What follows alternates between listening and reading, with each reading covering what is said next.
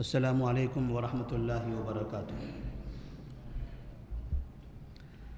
الحمدللہ رب العالمین والصلاة والسلام علی رسولہ الامین وعلی آلہ وصحبہ اجمعین ومن تبعہم بإحسان الی یوم الدین، اما بعد۔ سیرت النبی صلی اللہ علیہ وسلم کے سلسلے دروس میں معجزات نبوی میں سے ابو ہریرہ رضی اللہ تعالی عنہ کا ایک قصہ۔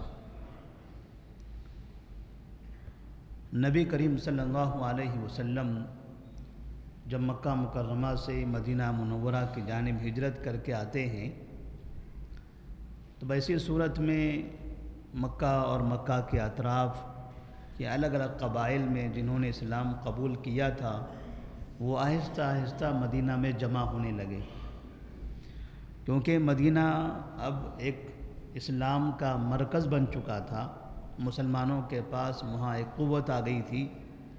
لہذا دیگر علاقوں میں جہاں پر چند افراد مسلمان ہوتے یا کوئی ایک کوئی دو اس طرح کے مسلمان ہوتے تو انہیں اندازہ تھا کہ جس علاقے میں وہ رہتے ہیں وہاں ان کے ساتھ برا برتاؤ ہوگا، ظلم ہوگا، لہذا وہ مسلمان اپنا وہ علاقہ گھر بار چھوڑ کر مدینہ کی طرف منتقل ہونے لگے۔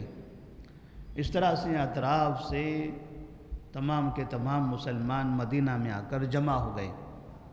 تو اب یہ مدینہ شہر یہ کئی قبائل کا شہر بن گیا۔ مدینہ کے مشہور دو قبائل اوس اور خزرج وہ پہلے سے تھے، اس کے بعد مکہ میں رہنے والے اکثر قبائل مدینہ میں آ گئے، یمن کے بہت سے قبائل کے لوگ یہاں پر پہنچ گئے۔ مکہ مدینہ کے درمیان میں جو الگ الگ قبائل بدو قسم کے افراد جو چھوٹے چھوٹے قبائل میں منقسم تھے وہاں کے بھی افراد یہاں آنے لگے۔ مدینہ سے ملک شام کا جو راستہ تھا اس علاقے میں جو قبائل آباد تھے اور وہاں کوئی مسلمان ہوتا تو وہ اس قبیلے کے مسلمان بھی یہاں آ جاتے۔ اس طرح مدینہ منورہ کئی قبائل کا مرکز بن گیا، یہاں تک کہ فارس سے بھی سلمان فارسی رضی اللہ تعالیٰ عنہ آئے اور وہ بھی یہاں آ کر مقیم ہو گئے۔ اب یہاں آنے والوں میں بعض ایسے لوگ تھے جن کے یہاں کوئی رشتہ دار تھے تو ان کے پاس رہ جاتے تھے، بعض ایسے افراد تھے جن کے درمیان میں نبی کریم صلی اللہ علیہ وسلم نے مواخات کروائی تھی، بھائی چارہ جس کو کہا جاتا ہے، تو وہ ان کے ساتھ رہنے لگے۔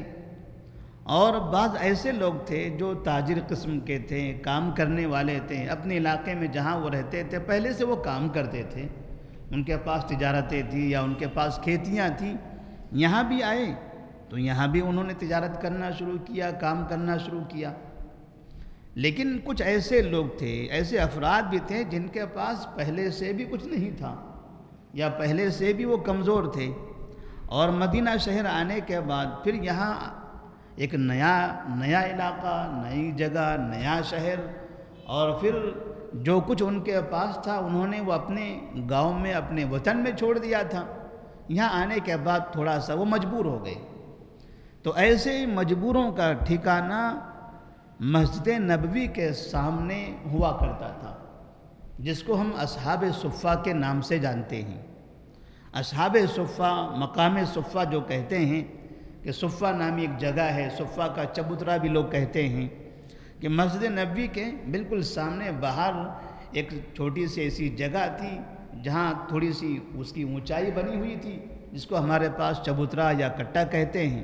ایسی جگہ پر وہ اصحاب صفہ، وہ جگہ کا نام صفہ تھا، اور وہاں رہنے والوں کو، وہاں قیام کرنے والوں کو اصحاب صفہ کہا جاتا۔ اصحاب مانے والے، صفہ والے، یعنی وہاں رہنے والے۔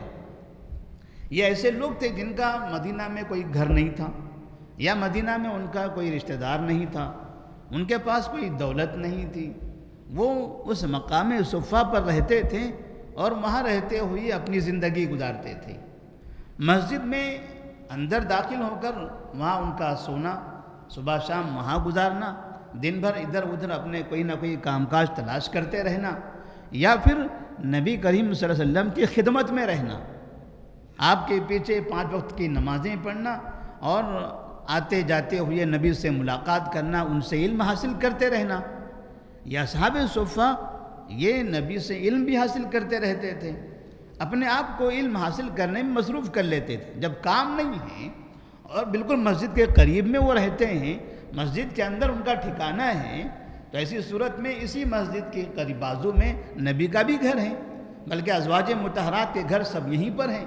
تو جب بھی آپ صلی اللہ علیہ وسلم اپنے گھر سے نکلیں گے تو یہیں کہیں قریب میں رہیں گے، اور جب فجر کی نماز ہوگی اسی مسجد میں آئیں گے، ظہر ہوگی اسی مسجد میں آئیں گے، مغرب اور عشاء یہ اسی مسجد میں رہیں گے، جمعہ کا خطبہ ہوگا تو یہیں آئیں گے، اور کچھ باہر کے بڑے افراد بھی اگر آپ کے پاس آ گئے تو ان سے ملاقات کی جگہ بھی یہی مسجد نبوی تھی۔ تو اس طرح سے بار بار انہیں نبی کو دیکھنے کا موقع ملتا، سننے کا موقع ملتا، نبی کی باتیں، نبی کے اقوال و افعال، وہ ساری چیزیں انہیں محفوظ کرنے کا موقع مل جاتا تھا۔ اسی لیے اصحاب صفہ میں سے ایک مشہور شخصیت جن کو ابو ہریرہ رضی اللہ تعالیٰ عنہ کے نام سے جانا جاتا ہے، جب حدیث کے راویوں میں جنہوں نے نبی سے جو حدیثیں نقل کی ہیں، ان راویوں کی جب فہرست بنائی جاتی ہے تو ابو ہریرہ رضی اللہ تعالیٰ عنہ پہلے نمبر پر آتے ہیں کہ انہوں نے نبی سے سب سے زیادہ روایت نقل کی ہے، ان سے ہی زیادہ حدیثیں مروی ہیں ابو ہریرہ رضی اللہ تعالیٰ عنہ سے۔ اس کی وجہ کیا ہے؟ اس کی وجہ یہ ہے کہ وہ اصحاب صفہ میں سے تھے اور ان کا مشغلہ تھا نبی سے علم حاصل کرتے رہنا، نبی جہاں گئے وہاں ساتھ میں جانا، نبی کو دیکھتے رہنا، نبی کو سنتے رہنا، اور وہ ساری چیزیں کیونکہ نبی کی باتیں حدیث ہیں، نبی نے جو کام کیا وہ حدیث ہے، نبی کے سامنے کچھ کام کیا جا رہا ہے آپ خاموش رہ گئے وہ بھی حدیث ہے۔ نبی کی مکمل زندگی یہ سنت ہے، اور ہمارے لیے نبی کو آئیڈیل بنایا گیا۔ تو ابو ہریرہ رضی اللہ تعالیٰ عنہ نبی کریم صلی اللہ علیہ وسلم کے ساتھ اس طرح سے گزارا کرتے تھے کہ انہیں بہت زیادہ علم حاصل ہو گیا۔ لیکن ان کے کھانے پینے کا جو انتظام تھا، اصحاب صفہ رہنے کے لیے تو مسجد تھی، مسجد کے اندر آرام کر سکتے تھے، لیکن کھانے پینے کا جو مسئلہ تھا کہ صحابہ رضی اللہ تعالیٰ عنہ اپنے اپنے طریقے سے اپنے اپنے استطاعت کے مطابق کچھ لاتے اور انہیں کھلا دیتے تھے۔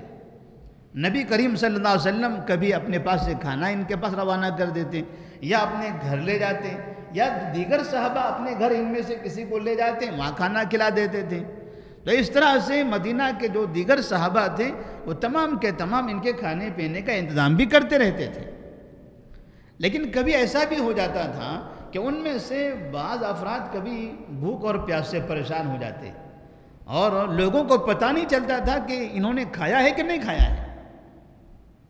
ایسے ہی ایک واقعہ ہے ابو ہریرہ رضی اللہ تعالیٰ عنہ کا، ایک تمہید جو ہم نے بنائی یہاں سے واقعے کو سمجھنے کے لیے کہ ابو ہریرہ رضی اللہ تعالیٰ عنہ جو اصحاب صفہ میں سے تھے وہ ایک دن کافی زیادہ بھوکے ہو گئے، انہوں نے کچھ کھایا پیا نہیں تھا۔ اب وہ چاہتے تھے کہ کوئی شخص ملے انہیں کھانا کھلائیں، تو اس کے لیے وہ مسجد کے باہر آئے اور ایسی جگہ پر آپ رک گئے جہاں سے لوگ گزرتے ہیں۔ تو ابوبکر صدیق رضی اللہ تعالیٰ عنہ وہاں سے گزرے، تو ابو ہریرہ رضی اللہ تعالیٰ عنہ فرماتے ہیں کہ فَسَأَلْتُهُ عَنْ آیَةٍ مِّن کِتَابِ اللَّهِ، میں نے ان سے قرآن مجید کی ایک آیت کے بارے میں پوچھا، میں نے ان سے سوال کیا۔ سوال کرنے کا مقصد یہ تھا کہ وہ رک جائیں، گزر رہے ہیں کوئی سوال کریں گے رک جائیں گے، جب مجھ سے بات چیت ہوگی میری شکل و صورت دیکھیں گے تو ہو سکتا ہے شاید پہچان لیں گے کہ میں بھوکا ہوں، بات میں ایسی بات انہیں معلوم ہو جائے گی تو مجھے کھلانے کے لیے لے جائیں گے۔ ابوبکر صدیق رضی اللہ تعالیٰ عنہ سوال کیا، انہوں نے جواب دے دیا اور نکل گئے۔ ان کے بعد عمر فاروق رضی اللہ تعالیٰ عنہ آئے، تو انہوں نے سوچا چلے ان سے سوال کرتے ہیں، ہو سکتا ہے یہ ہمیں پہچان لیں کہ میں بھوکا ہوں۔ تو کہتے ہیں میں نے ان سے بھی قرآن مجید کی ایک آیت کے بارے میں سوال کیا، تو انہوں نے بھی جواب دیا، جواب دے کے آگے چلے گئے۔ انہیں یہ نہیں سمجھ میں آیا کہ یہ کیا چاہتے ہیں۔ انہوں نے سمجھا کہ ابو ہریرہ رضی اللہ تعالیٰ عنہ ایک سوال کرنا چاہتے تھے، سوال کا جواب مل گیا، کام ہو گیا۔ اس کے بعد نبی صلی اللہ علیہ وسلم وہاں سے پہنچے، وہاں سے گزر رہے تھے۔ السلام علیکم یا رسول اللہ صلی اللہ علیہ وسلم۔ نبی نے کہا وعلیکم السلام۔ آپ صلی اللہ علیہ وسلم نے دیکھا تو مسکرانے لگے۔ ابو ہریرہ رضی اللہ تعالیٰ عنہ کو دیکھا تو نبی مسکرانے لگے، کہتے ہیں ابو ہریرہ میں سمجھ گیا ہوں، مجھے علم ہو گیا ہے، میں جان گیا ہوں کہ آپ مجھ سے کیوں ملنا چاہتے ہیں۔ کہا چلیے میرے گھر، کہا چلیے میرے گھر۔ نبی کریم صلی اللہ علیہ وسلم ابو ہریرہ رضی اللہ تعالیٰ عنہ کو اپنے گھر لے گئے۔ اب نبی کے گھر کا یہ حال ہوتا تھا کہ مہمان کو گھر تو لے گئے، لیکن اب اس کا اندازہ نہیں کہ گھر میں کوئی ہے، کچھ ہے یا نہیں ہے۔ گھر پہنچے ہیں اور ازواج مطہرات سے انہوں نے کہا ہے کہ ہمارے پاس ایک مہمان آئے ہیں، بھوکے ہیں بیچارے، کھانے کے لیے کچھ ہو تو ذرا پیش کر دیا جائے۔ سب نے کہا کچھ نہیں ہے۔ اب مہمان لے کر گئے اور گھر میں کھانے کے لیے کچھ بھی نہیں ہے۔ آخر میں کسی بیوی نے کہا کہ ہمارے پاس ایک پیالہ دودھ ہے، تھوڑا سا ہے، ایک آدمی کے لیے وہ کافی ہو جائے گا، کھانا لیکن کسی کے پاس بھی نہیں ہے، ایک پیالہ دودھ ہے۔ اگر اس چیز پر بھی ہم غور کریں تو ہمیں اندازہ ہوگا نبی کے ازواج مطہرات رضی اللہ عنہ اس وقت تقریباً 9 سے زائد تھے۔ جب آپ کا انتقال ہو رہا تھا تب 9 تھے، لیکن آپ کی زندگی میں 9 یا اس سے زیادہ 10 کے قریب بھی رہے ہیں۔ کسی کے گھر میں کھانے کے لیے کچھ نہیں ہے، ایک مہمان کو کھلانے کے لیے کچھ نہیں ہے، تو نبی کی زندگی کیسے گزرا کرتی تھی، کیسے آپ کی زندگی تھی، کیسے آپ کے گھر تھے۔ کہنے کے لیے تو آپ صلی اللہ علیہ وسلم اس وقت کے حاکم تھے، آپ کے ماتحت عثمان رضی اللہ تعالیٰ عنہ جیسے غنی تھے، علی رضی اللہ تعالیٰ عنہ جیسے بہترین داماد بھی تھے، ابوبکر صدیق جیسے بڑے تاجر بھی تھے، عمر فاروق جیسے بھی تاجر تھے۔ 2 سسر ہیں، دونوں تاجر ہیں، 2 داماد ہیں، دونوں تاجر ہیں۔ اور یہاں نبی کریم صلی اللہ علیہ وسلم ابوبکر صدیق کی بیٹی بھی ان کے گھر میں ہے، عمر فاروق کی بیٹی ان کے گھر میں ہے، نبی کی بیٹی علی کے گھر میں ہے، نبی کی بیٹی عثمان غنی کے گھر میں ہے، اور نبی کریم صلی اللہ علیہ وسلم کے گھر میں کھانے کے لیے کچھ نہیں ہے، ایک مہمان کو کھلانے کے لیے کچھ نہیں ہے۔ اس طرح سے آپ صلی اللہ علیہ وسلم کی زندگی ہوا کرتی تھی۔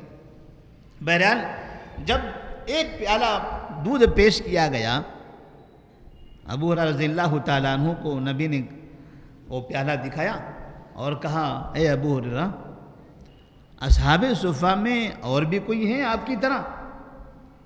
جیسے آپ بھوکے ہیں ایسے اور بھی کوئی وہاں پر موجود ہیں؟ ابو ہریرہ رضی اللہ تعالیٰ عنہ سوچنے لگے، اللہ ایک پیالہ ہے، اب کہیں ایسا نہ ہو کہ یہ کہیں چلیے سب کو بلا لیجئے، سب کو بلائیں گے تو یہ پیالے میں میرا کیا پیٹ بھرنے والا ہے، میں زیادہ بھوکا ہوں۔ وہ کہتے ہیں میں اتنا بھوکا تھا کہ میں اپنا پیٹ پتھر سے دباتا تھا اور کبھی زمین پر لیٹ جایا کرتا تھا، پیٹ دباتا تھا زمین پر لیٹ کر، بھوک کی وجہ سے مجھے اتنی تکلیف ہو رہی تھی۔ اب یہ بھوک کی وجہ سے پیٹ پر پتھر باندھنا، پیٹ دبانا یا زمین پر لیٹ کر پیٹ دبانا، مجھے تو نہیں لگتا ہے کہ ہماری زندگی میں کبھی ایک بار بھی ایسا واقعہ پیش آیا ہو۔ ہم پورا دن روزہ رکھتے ہیں، چھوٹی عمر میں بھی روزہ رکھا کرتے تھے، لیکن کبھی ایسا محسوس نہیں ہوتا تھا۔ تو مطلب یہ کہ کتنے ایسے اوقات گزر چکے تھے کہ جب انہوں نے کھانا نہ کھایا تھا، جس کی وجہ سے ان کی یہ حالت ہو گئی تھی۔ وہ سوچنے لگتے ہیں کہ ایک پیالہ ہے، اور اب نبی صلی اللہ علیہ وسلم اصحاب صفہ کے بارے میں سوال کر رہے ہیں۔ میں نے کہا ہاں اصحاب صفہ باہر موجود ہیں۔ کہا ابو ہریرہ جاؤ سب کو بلا کر لے آؤ، کہا جاؤ سب کو بلا کر لے آؤ۔ ابو ہریرہ رضی اللہ تعالیٰ عنہ، نبی کا حکم تھا، انکار تو نہیں کر سکتے تھے، لیکن دل وہی سوچ رہے تھے ایک پیالہ ہے، میرا ہی پیٹ نہیں بھرنے والا اس میں، باقی لوگوں کا کیا ہوگا، اور اگر باقی لوگوں کو مل گیا تو میرا کیا ہوگا۔ نبی کے حکم کے حساب سے وہ باہر پہنچے ہیں، اصحاب صفہ کو انہوں نے بلا لایا ہے۔ پھر آپ صلی اللہ علیہ وسلم نے وہ پیالہ ابو ہریرہ رضی اللہ تعالیٰ عنہ کے ہاتھ میں دے دیا۔ ابو ہریرہ رضی اللہ تعالیٰ عنہ خوش ہو گئے۔ آپ نے کہا ابو ہریرہ پہلے ان کو پلاؤ، پہلے ان کو پلاؤ۔ ابو ہریرہ رضی اللہ تعالیٰ عنہ نے ایک شخص کو دے دیا، ان سے کہا بازو والوں کو دو، انہوں نے بازو والے کو دیا، ان سے کہا تم بازو والوں کو دو۔ اس طرح سے اصحاب الصفہ میں جتنے لوگ تھے تمام لوگوں نے پیٹ بھر کر اس پیالے سے دودھ پی لیا۔ پھر آخر میں گھوم پھر کر ابو ہریرہ رضی اللہ تعالیٰ عنہ کے ہاتھوں میں آ گیا۔ نبی نے کہا ابو ہریرہ اب تم پیو، اب پیو۔ انہوں نے پیٹ بھر کر پیا، نبی کو دینے لگے، کہا اور پیو، کہا اور پیو۔ میں نے اور پیا، واپس کرنے لگا اور پیو، اور پیو۔ ابو ہریرہ رضی اللہ تعالیٰ عنہ فرماتے ہیں لا والذی بعثک بالحق لا اجد له مسلکا، قسم اللہ کی جس نے آپ کو حق کے ساتھ بھیجا ہے، اب اس سے زیادہ کی تھوڑی بھی جگہ موجود نہیں ہے، اس سے زیادہ کی اب تھوڑی بھی جگہ موجود نہیں ہے۔ جتنی جگہ ہو سکتی تھی میں نے پیٹ بھر کر پی لیا ہے، اب اگر پیوں گا تو مسئلہ ہو جائے گا، اب کوئی جگہ نہیں ہے۔ تب انہوں نے کہا ٹھیک ہے لاؤ، ٹھیک ہے آپ نے پیٹ بھر لیا، اب لاؤ میرے پاس۔ آپ صلی اللہ علیہ وسلم نے وہ برتن لیا اور آپ نے پھر وہ برتن سے دودھ پی لیا۔ ایک برتن دودھ اصحاب صفہ رضی اللہ تعالیٰ عنہم تمام کے تمام پیتے ہیں۔ ابو ہریرہ رضی اللہ تعالیٰ عنہ تمام کے تمام یہ بڑی عمر کے افراد تھے، اور ایک پیالہ دودھ ایک آدمی کے لیے بھی کافی نہیں ہوتا ہے، اور خاص طور پر ایسے وقت میں جب آدمی زیادہ بھوکا ہو۔ لیکن نبی کریم صلی اللہ علیہ وسلم نے اس ایک پیالہ دودھ میں برکت کی دعا فرمائی تھی، اللہ تبارک و تعالیٰ نے اس میں برکت عطا فرمائی کہ اس کے بدلے میں، اس کے نتیجے میں تمام لوگوں نے وہ دودھ پی لیا۔ تو نبی کے معجزات میں سے ایک معجزہ یہ بھی ہے کہ آپ صلی اللہ علیہ وسلم کسی چیز کے لیے دعا کرتے تو اللہ تبارک و تعالیٰ اس کے اندر برکت عطا فرماتا تھا۔ اس سے ایک بات یہ سمجھ میں آتی ہے کہ راہ چلتے ہوئے اگر کہیں ہمیں ایسا محسوس ہو کہ کوئی انسان بھوکا ہے، کوئی انسان پریشان ہے، کوئی انسان مجبور ہے، مدد کا محتاج ہے، تو ہمیں فوری اس کی مدد کر لینی چاہیے۔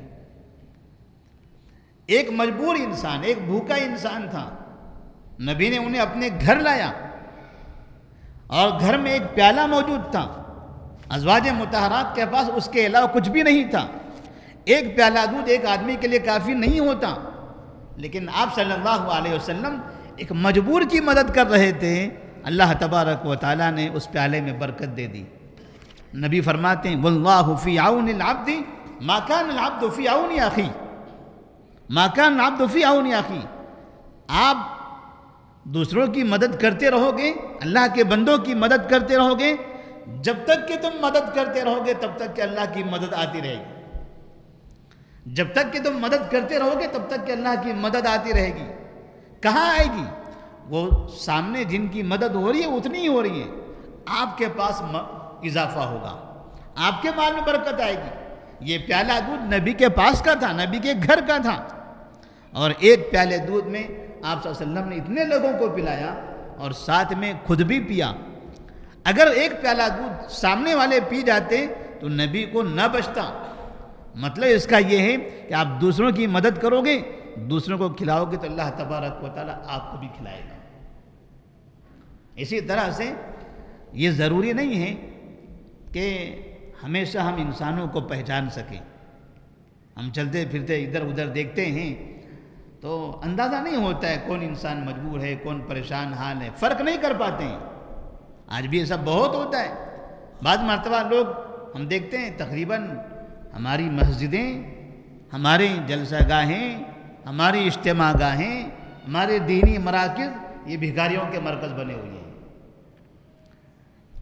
ایسے مانگنے والے افراد 5 سال پہلے وہ مانگ رہے تھے، 5 سال سے ہم دیکھ رہے ہیں، 1 سال گزر گیا پھر مانگتے ہوئے دیکھا، 2 سال گزر گئے پھر بھی مانگتے ہوئے دیکھا، 3 سال گزر گئے پھر مانگتے ہوئے دیکھا، 4 سال گزر گئے پھر مانگتے ہوئے دیکھا، 5 سال گزر گئے پھر بھی مانگتے ہوئے دیکھ رہے ہیں۔ آئندہ کتنے سال تک یہ مانگنے والے ہیں اس کا اندازہ نہیں ہے۔ مانگنا انسان کے لیے، ایک مسلمان کے لیے اتنا ہی جائز ہے جتنا کہ اس کی ضرورت کو پوری کر دے۔ اگر کوئی انسان اپنی ضرورت سے بڑھ کر مانگنے کو اپنا پیشہ بنا لے، بھیک مانگنے کو، لوگوں کے سامنے ہاتھ پھیلانے کو، مساجد کے آگے، جمعہ کی نمازوں میں، عیدین کی نمازوں میں، جلسہ گاہوں میں اور فنکشن ہالوں میں، راستوں میں، یہ اس کو اگر اپنا یہ پیشہ بنا لے تو ایسی صورت میں یہ ملی ہوئی روزی ان کے لیے حلال نہیں ہے، یہ ان کے لیے حلال نہیں ہے۔ وہ اس سے کھائیں گے، ان کے لیے حرام ہوگا وہ، کیونکہ وہ ناحق لوگوں کا غلط طریقے سے جھوٹ بول کر لوگوں سے مال لے رہے ہیں۔ یہ بتایا جا رہا ہے کہ میں مجبور ہوں، جبکہ ان کے پاس پیسہ موجود ہے۔ ہو سکتا ہے کسی کے پاس اگر ہے تو اسے مانگنا نہیں چاہیے، اور جب ضرورت ہے تو مانگ لیں، ضرورت کے مطابق مانگنا بھی جائز ہے۔ جیسے ابو ہریرہ رضی اللہ تعالیٰ عنہ، انہیں ضرورت تھی، وہ باہر نکل گئے اور بہانے سے انہوں نے اپنے آپ کو سامنے پیش کرنے کی کوشش کی کہ کوئی ہے جو ان کا پیٹ بھر دے۔ ابوبکر صدیق چلے گئے، عمر فاروق چلے گئے، نبی صلی اللہ علیہ وسلم آئے، وہ پہچان لیتے ہیں، وہ اپنے گھر لے جا کے ان کا پیٹ بھر دیتے ہیں۔ یہ اس طرح کے واقعات کبھی کبھار کے ہیں۔ اصحاب صفہ جس کے بارے میں ہم نے کہا، جن کے پاس مال نہیں، دولت نہیں، وہ ایسے نہیں تھے کہ لوگوں سے مانگتے رہتے تھے صبح شام، وہ ایسے نہیں تھے کہ مساجد کے باہر بیٹھے رہتے تھے، کھڑے رہتے تھے اور لوگوں کے سامنے ہاتھ پھیلاتے تھے۔ وہ عزت دار لوگ تھے، وہ صحابہ تھے، اسلام کے لیے انہوں نے اپنا سب کچھ قربان کیا ہوا تھا۔ تو اسلام کے لیے سب کچھ قربان کر کے یہاں آ کے بھکاری بننا، اسلام اس کی تعلیم نہیں دیتا۔ آج ہم دیکھ رہے ہیں بہت سے ایسے مسلمان ہمارے سامنے آتے ہیں اور کہتے ہیں میں نے 2 سال پہلے اسلام قبول کیا ہے، مجھے بھیک دو۔ میں نے 5 سال پہلے میں نے اسلام قبول کیا ہے، لائیے مجھے پیسے دیجیے۔ 10 سال 20 سال پہلے اسلام قبول کر چکے ہیں اور آج تک بھیک مانگ رہے ہیں، آج تک مانگے جا رہے ہیں۔ یہ اسلام قبول کرنے سے پہلے ان کے پاس دولت تھی، اسلام قبول کرتے وہ بھکاری بن گئے۔ یہ کیسے ہوا؟ ہندوستان کے اندر تو ایسا کہیں نہیں ہے کہ اگر آپ مسلمان ہو گئے تو یہاں سے آپ کو پاکستان بھیج دیا جائے، بنگلہ دیش بھیج دیا جائے، سری لنکا بھیج دیا جائے۔ نہیں، آپ ہو سکتا ہے اس محلے میں نہ رہ سکو، دوسرے محلے میں رہ سکتے ہو۔ آپ ایک محلے سے اگر آپ کو نکال دیا گیا، دوسرے کئی محلے آپ کے لیے کھلے ہوئے ہیں۔ ایک شہر میں اگر آپ کو کچھ پریشانی ہے، وہ شہر سے نکل جائیے، پیدل جا سکتے ہو، ٹرین ہیں، بسیں ہیں، سارے راستے موجود ہیں۔ کسی اور شہر میں جائیے، آپ کا ویلکم کیا جائے گا۔ آپ جائیے وہاں پر کوئی بھی کام تلاش کیجیے، محنت کیجیے۔ محنت کرنے کی تعلیم دیتا ہے اسلام، بھیک مانگنے کی تعلیم نہیں دیتا۔ اس لیے نبی کریم صلی اللہ علیہ وسلم بھی آنے والے مہمان یا مانگنے والے لوگوں کو ضرورت کے حساب سے ہی دیا کرتے تھے، ورنہ جب آپ دیکھتے کہ مانگنے والا انسان ضرورت مند نظر نہیں آتا ہے، وہ خود بھی کام کاج کر سکتا ہے، تو آپ اسے واپس کرتے تھے، کہا جاؤ کام کر کے آؤ، جاؤ محنت کرو، محنت کرنے کی تلقین کرتے تھے۔ اس کی وجہ سے مدینہ منورہ کے اندر بھیک مانگنے والوں کی تعداد نہیں تھی۔ لیکن ہمارے علاقے میں، ہمارے معاشرے میں، ہم جب بھیک مانگنے والوں کو مسلسل دیتے رہتے ہیں تو ہم اپنی قوم کو بھکاری بنا دیتے ہیں، اپنی قوم کو کمزور کر دیتے ہیں، اور اپنا جو پیسہ ہے وہ غلط جگہ پر صرف کر دیتے ہیں، اور یہ سمجھتے ہیں کہ ہمیں اس سے ثواب ملنے والا ہے۔ اسی لیے ضرورت مندوں کو دیکھ کر، انہیں پہچان کر ان کی مدد کرنی چاہیے۔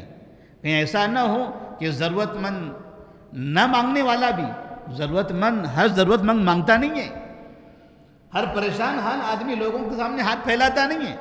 ہم نے دیکھا یہاں ہماری اس مسجد کے اندر بھی بعض ایسے افراد ہوتے ہیں، مسجد میں نماز پڑھتے ہیں، جمعہ میں بھی آتے ہیں، دیگر نمازوں کے اندر بھی آتے ہیں، پریشان رہتے ہیں لوگ پریشان ہیں، نوکریوں کے واسطے پریشان ہیں، کمائی کے واسطے پریشان ہیں، مانگتے نہیں ہیں، لیکن وہ مانگنے والی عادت نہیں ہے، بس کسی طرح سے وہ دعائیں کرتے ہیں، اللہ اللہ کرتے ہیں، اپنا گھر چلاتے ہیں۔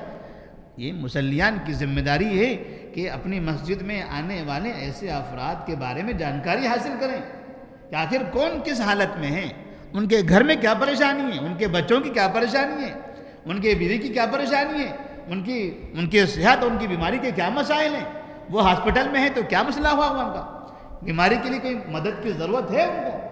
یہ ہمیں اپنے کم سے کم ہم اپنی مسجد کے مصلیان پر بھی اتنا غور کر لیں تو بھی ہم سمجھیں گے بہت بڑا کمال ہم نے کر لیا۔ اتنا بھی اگر ہم کر سکتے ہیں تو ہم کو کرنا چاہیے، اور ادھر ادھر بیکار کا پیسہ صرف نہیں کرنا چاہیے۔ اپنا پیسہ محفوظ رکھیں، محنت سے کمایا ہوا پیسہ اچھی جگہ پر صرف کریں، حقدار کو دیں، اور خاص طور پر اس بات کی کوشش کریں کہ اگر کوئی مجبور ہے، کمزور انسان ہے، تو بجائے اس کو پیسہ دینے کے اس کے بچے کو تعلیم یا اس کے بچے کو کسی کام میں لگانے کے لیے اس کی ذمہ داری لے لیں۔ اس پر آپ کہیں 1 روپیہ باہر نہ دیں، پورا پیسہ بچے کی تعلیم کے لیے دے دیں، پورا پیسہ بچے کی نوکری کے لیے دے دیں۔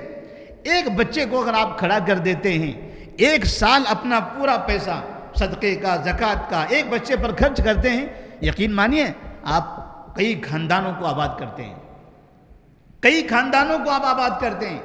ایک آدمی کے مالدار ہونے کا مطلب کئی خاندانوں کا مالدار ہونا ہوتا ہے۔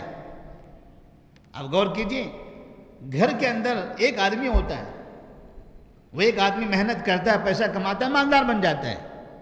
اس کی مالداری سے اس کے چھوٹے بھائی مالدار بنتے ہیں، اس کی بہنیں مالدار گھرانوں میں بیاہی ہوتے ہیں، کیونکہ وہ جب نکاح میں دے گا اپنے بہنوں کو، اس کے پاس دولت ہے تو مالداروں کے گھروں میں دے گا، تو اس طرح سے اس کی بہنیں مالدار بنی، اس کے اپنے چھوٹے بھائی مالدار بنے۔ جب یہ بھائی بہنوں کو مالدار بنا سکتا ہے تو اپنے بچوں کو کیوں نہیں بنائے گا؟ یہ مالدار آدمی اپنے بچوں کو اچھی تعلیم دے گا، اچھی نوکریاں لگائے گا۔ ایک آدمی مالدار بنا، اس کی وجہ سے ان کے جتنے بچے ہیں سب مالدار بنے، ان کے چھوٹے جتنے بھائی ہیں سب مالدار بن گئے، ان کی بہنیں جتنی ہیں سب مالدار گھرانے میں چلے گئیں، اور وہ نسل در نسل مالدار رہیں گے، ان کے پاس دولت رہے گی، وہ کام کرتے رہیں گے۔ تو اس طرح سے ایک ایک آدمی کو ہم ٹارگٹ بنا کر کام کرتے ہیں، یقیناً اس کا بہت بڑا فائدہ ہوتا ہے۔ اللہ تبارک و تعالی ہمیں اس کی توفیق عطا فرمائے۔ السلام علیکم ورحمۃ اللہ وبرکاتہ۔